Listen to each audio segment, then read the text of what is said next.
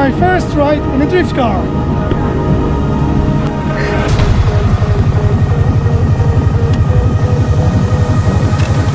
So let's go for it.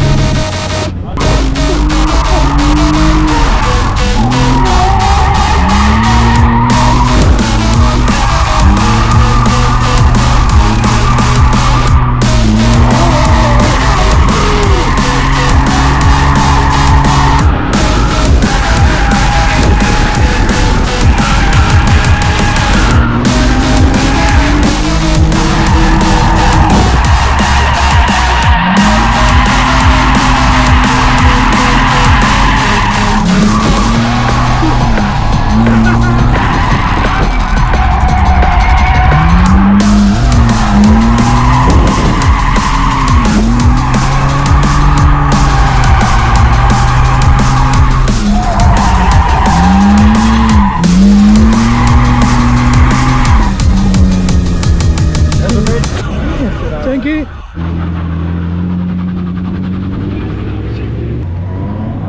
I'm definitely up for doing it myself. Bully, how was it? Great feeling, nice.